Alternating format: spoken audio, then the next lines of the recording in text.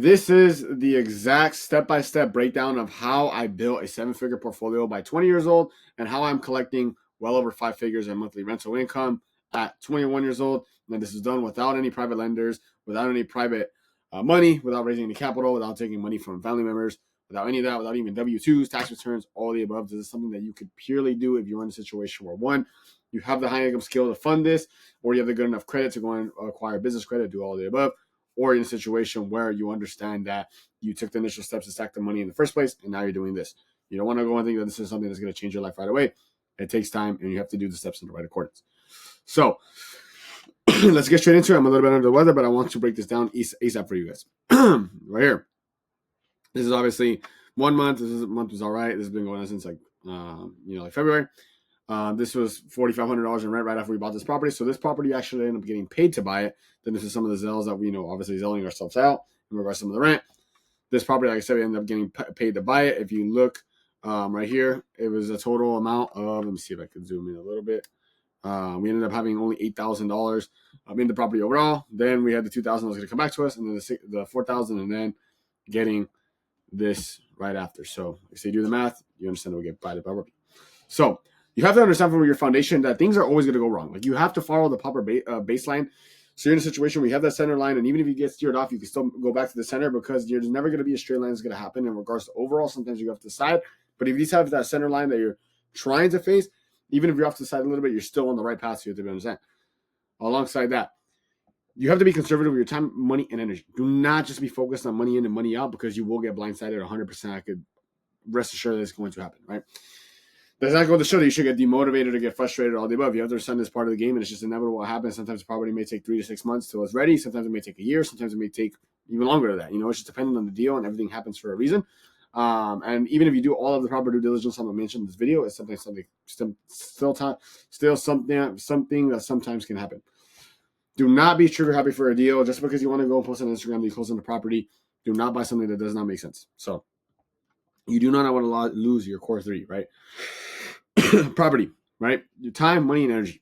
A deal that may make sense for you may not make sense for me, right? Just because of the allocation of time, money, and energy that you have that I don't have. If you're a handyman, if you're a contractor that has a ton of resources in regards to labor and also the time to go and do the flip of a property or a burr, it may make sense for you, but I don't have that time, right? I may have the money to go and say, hey, let me pay someone else to do it. So that property may not make sense for me in regards to the 3 pillars, but for you, it may make sense out of 2 or 3. May not make sense for you on the money side. We say, okay, time and energy, I can make this worthwhile on the money side. So you have to identify the 3 pillars. Do not just operate blindly. You have to make sure you take that into consideration. Just because 2 of the 3 work, you do not want to neglect the weakness. You have to understand that it's still something that's going to be going into it. It's going to be a component of the factors all overall. Let's see right here. This is just one of the property acquisition methods that we use. It's typically just buying turnkey properties, turning around, getting them rented out fast. But every other method requires something different, right? This is just for the method I've been using as of right now. If I go into burrs or, fix and flips and all of the above, or even fix and, eventually just hold, even if it's not something that I'm in a situation where I bird it or whatever, it's going to be completely different. So this is just talking about what I've been doing. It's not purely from hypothetical knowledge. It's straight up. So property. What does this mean? Entrance and exit. You have to understand that you need to analyze everything on an entrance and exit strategy basis, because if you don't, you're going to be in a situation where you get blindsided completely from the property. And if you get blindsided completely from the property, you're going to be in a situation where you're holding this property that is, costing you money every single month instead of making you money every month. Now, this is also a matter of what you're going into to buy the property for. If you're in a situation where even if it's completely turnkey, you need to understand that even if your entrance is just, I'm just going to go into this property and turn around and boom, get it rented out.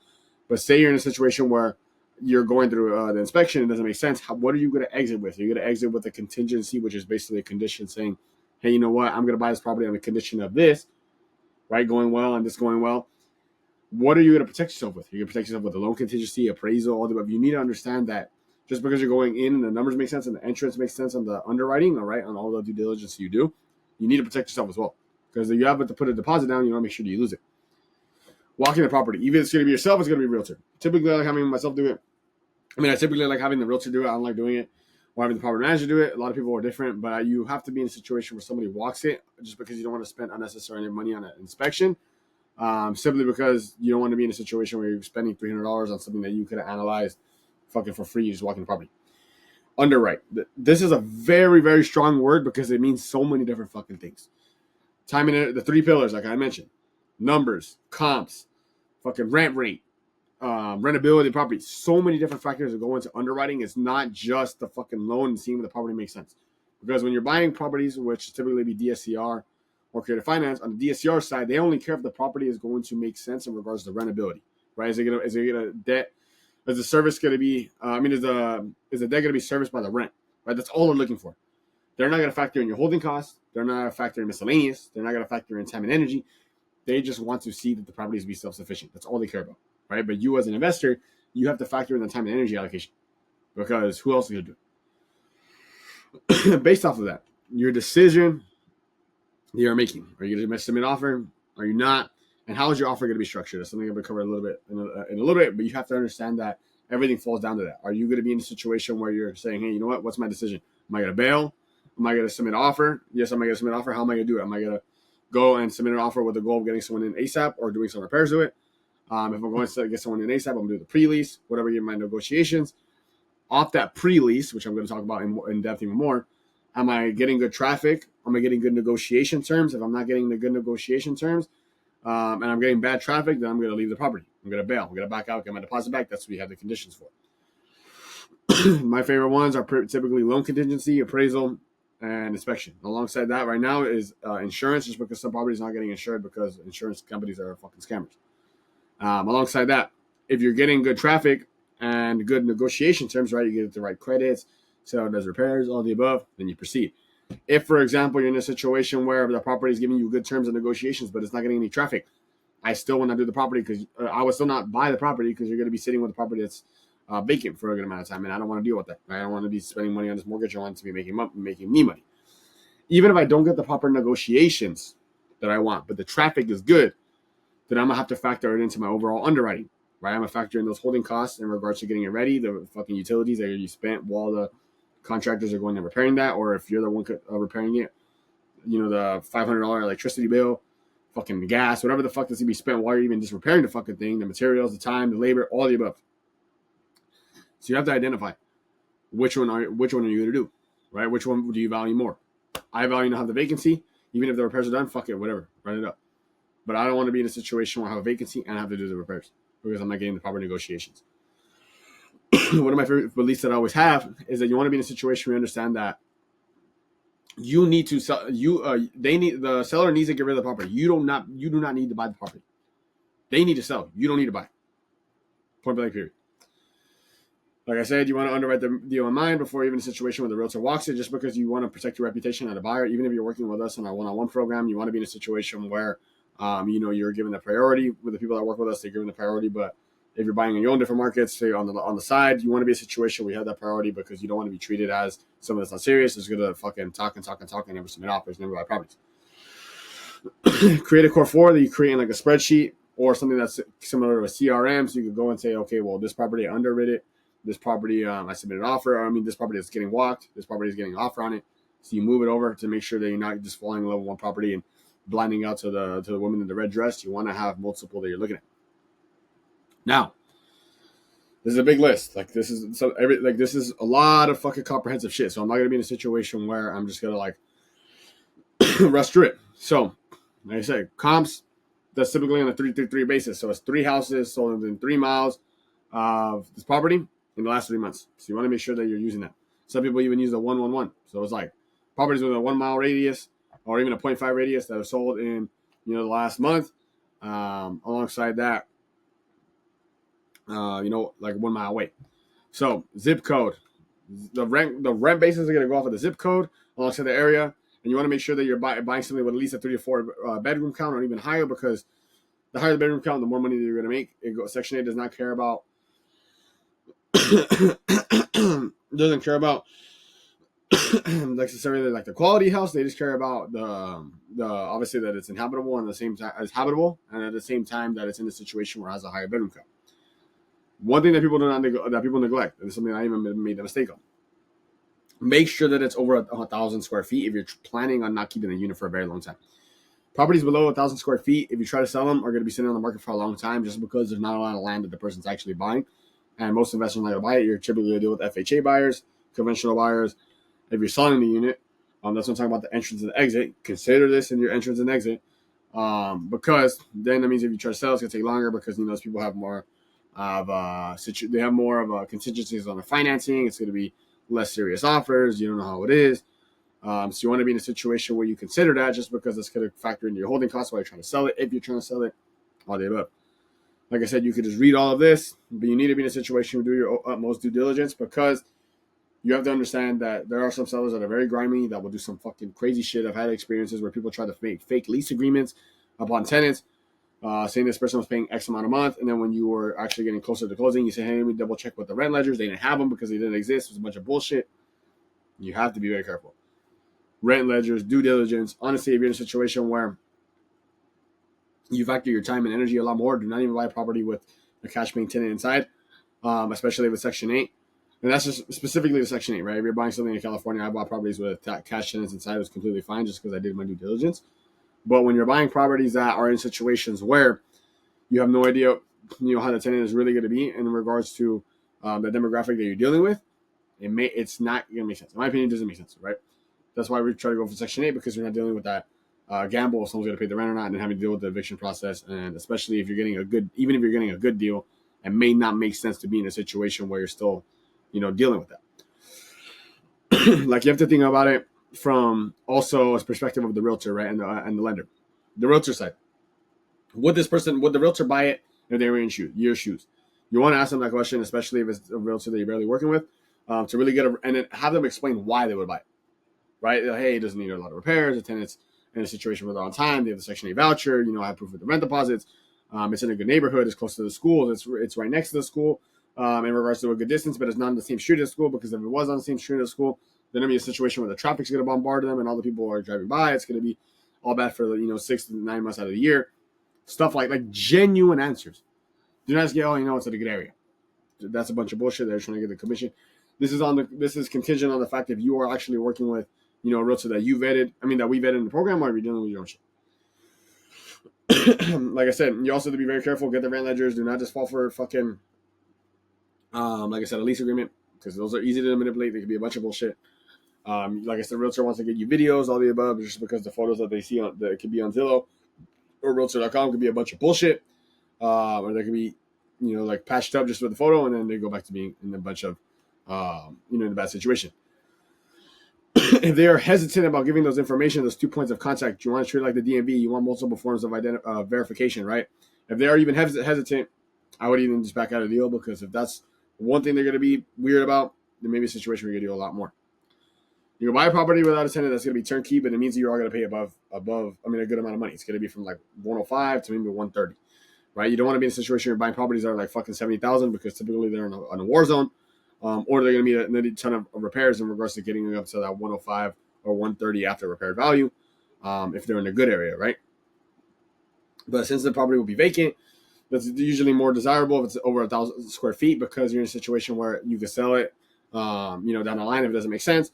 And alongside that, when it's vacant, most investors are preferring that, just because in a situation where they could decide who goes into the property. When you're buying a property with a tenant in it, they have to be they're very confidential in regards to the information that they give out. So you as a buyer kind of fucks you, because you don't know what the hell you're buying. Beyond the surface. You get a property that's, you better deal in regards to the price point, but you have to think about the time and energy allocation. Like I said, if you have to eventually evict this tenant because they're not paying their portion of the rent that is in Section 8, or if they're cash tenant and they just randomly stop paying you because they're like, all right, well, I got this new landlord. I don't know who it is. Fuck him. I'm just not going to pay. People will do that. Like, you have to be very careful with this demographic. But once you get it in place and you have everything systemized, it is good. It is chilling. So, like I said, you get a good deal on price point and a good deal on negotiations. But you have to deal with the time and energy allocation, maybe even, and also money, with eviction process, remodeling, tenant departure, holding costs, miscellaneous bullshit, processing fees, everything. So you have to do your due diligence as according to your situation. My due diligence would be, I'm not going to buy this property at all. Yours may be, okay, well, I have the time and energy to go and do the repairs, and it'll be a low cost on the labor side in terms of money, but I do have the time to go and do that. Then it may make sense for you, right? But it's dependent on everyone's situation, right? You have to identify what type of person you are. So like I said, it goes back to, obviously, the vital steps. This is something you have to analyze yourself. You don't want to be in a situation where you are overthinking about like submitting an offer. Like just because you submitted an offer doesn't mean you're like into the fucking deal and you're gonna close tomorrow. Like so many people are so scared to submit offers. Like it's a numbers game. You're gonna get people denying you. You're gonna get people telling you to kick rocks. You're gonna get people doing the crazy negotiations. You're gonna have people doing outrageous fucking claims that their property is as is. I mean, that the property is turnkey and it's ready and to move it.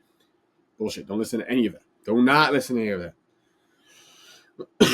But this comes back to the contingencies, all the stuff that I said. You have to think about, all right, well, what's my competitive advantage? What's my 3 pillars? If your 3 pillars are, out of your 3 pillars, if your focus is just money, like I just care about money in and money out because I don't have the time and energy, you may go a listing price and ask for credits because you're going up on money, but you're in a situation you're getting the credits, you could overall lower the amount of money you're going to spend on the table. So then you could allocate the least amount of time and energy to fix the property. You know what I'm saying? Alongside that, you want to have the right lender and you do your numbers correctly in regards to the rentability, which I'm going to talk about in a little bit.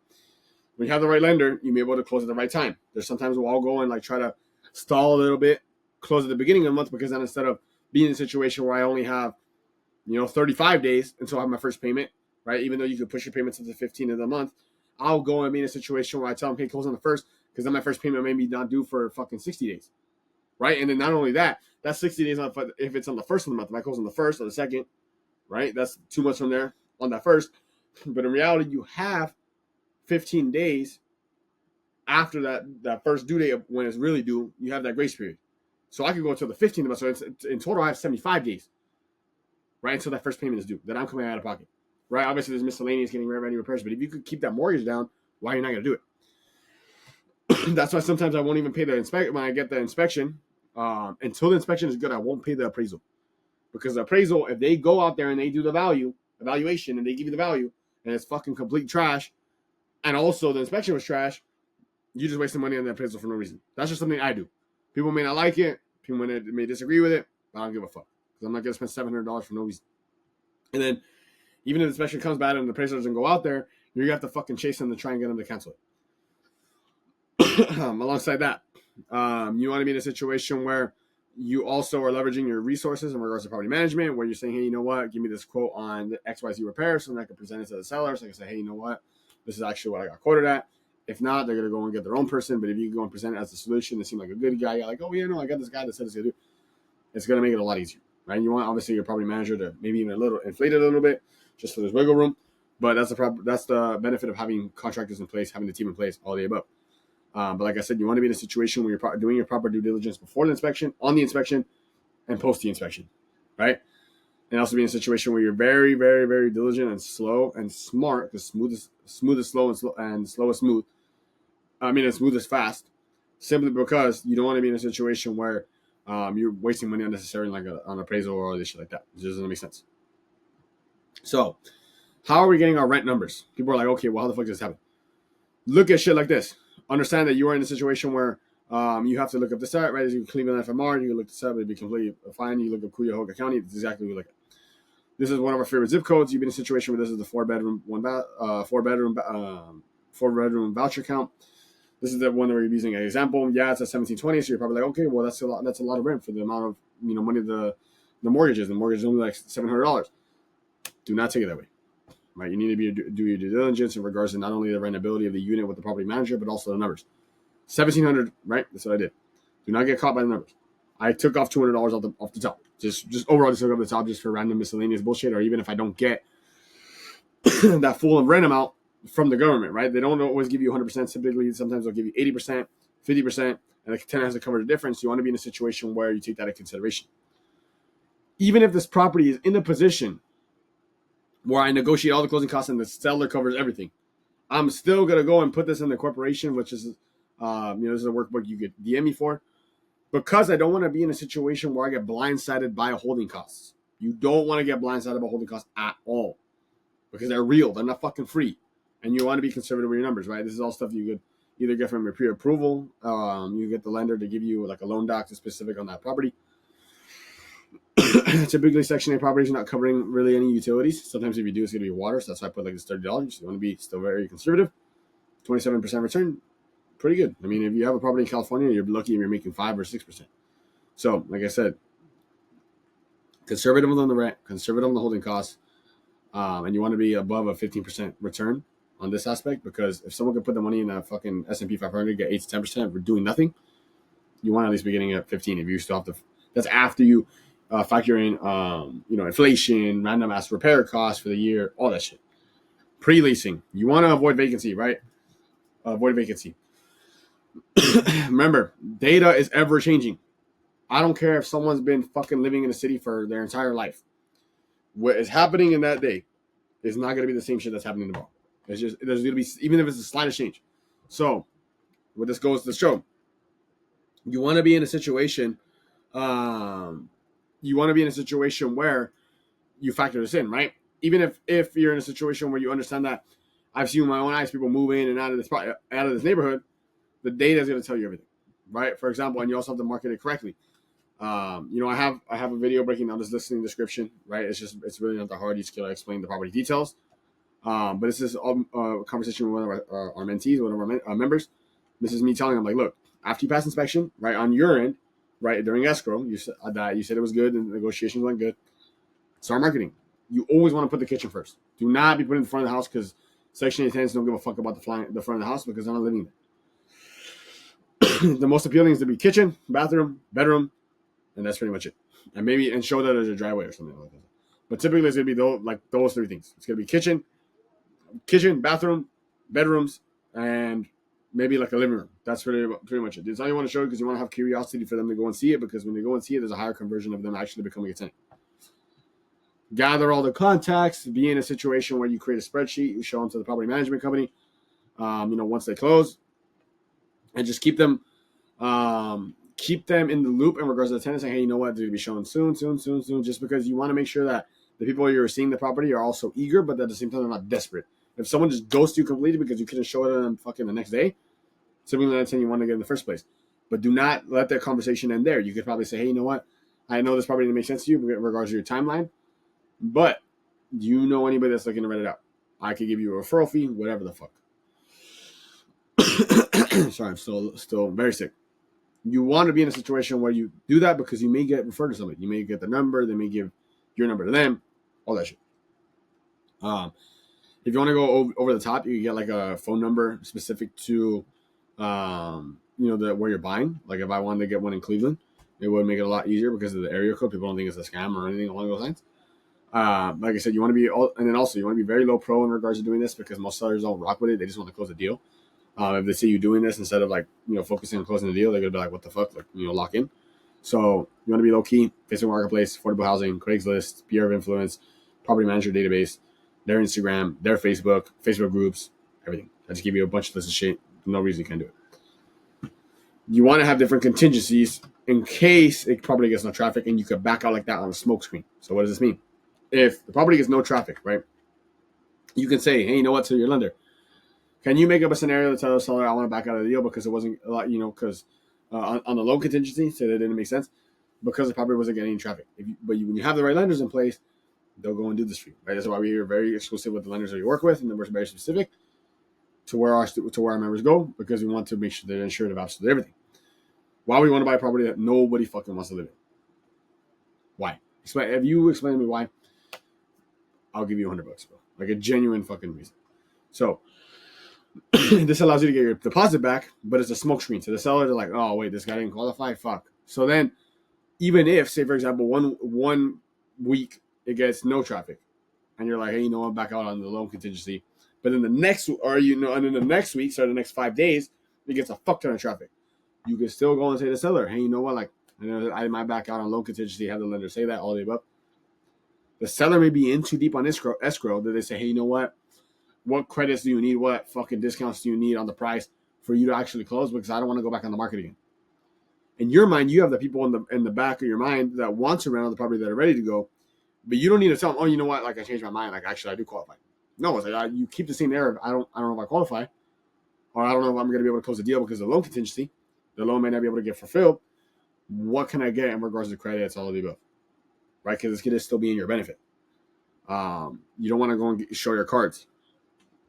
That's the purpose of this condition or contingency. Like I said, even if the property starts getting traffic, you still could try to leverage a good loan contingency. And even though the seller may ask for the stuff with the lender, the seller's agent, all of the above, I mean, your fucking lender's in the control of the shit. So they can make it according as long as you have a badass lender. Like I said, the goal with our situation is to get someone in ASAP. So we had a conversation. Like I said, once the property was completely closed, get showings in, all the above. Change the lock so people don't break in. Fail Section 8 inspections on the first try. People always want to say, hey, what repairs did I do to go and make sure I pass first try? You don't want to be doing that shit. The reason why is because you may do repairs that were not necessary, and you may be in a situation where you're spending unnecessary amounts of money for repairs that weren't even a fucking mark. You want to be in a situation you fail on the first try. Because typically you can be in a situation where either one, you can fix it on the spot with a handyman or the contractor you have that's there, the property manager that's opening the door for them. Or two, you may be in a position where the inspector can come back in like 5 days, 7 days, maybe even 2 weeks. Between that timeline, you can go and fix it, have them come back ASAP, fix it, and now pass, and then you're in a situation where you're getting your rent from the government. But you don't want to do unnecessary repairs. You want to go and base things off a hypothetical that are cosmetic, that may be in a situation where in your mind they think that you're the necessary, but to the inspector, all they care about is the habitability of the unit. So you got to be very, very diligent with that. Don't be spending money for no fucking reason. So this is kind of a list that it will look like. So you want to make sure that you do that correctly. Once you get agreements authorized or signed, like I said, you'll start getting your rent deposits, and you get rents like this after the property management from 3-bedroom properties like this with mortgages that are like $600, $700. Like I said, you don't want to do unnecessary repairs. I hope this was very helpful in regards to the specifics. But this system is what has allowed us to go and get over 7 figures worth of real estate by the age of 20 years old while as a full-time college student. So there's no fucking excuse and a reason why you cannot do it. All right, if you're looking for an excuse not to do it, I'm not your guy. I'm not your guy. So if you have any specific questions in regards to this whole thing and you actually watched the entire video, DM me and I'll answer them.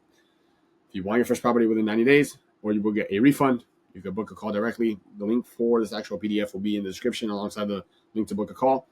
Appreciate you watching. Let's get to the bag.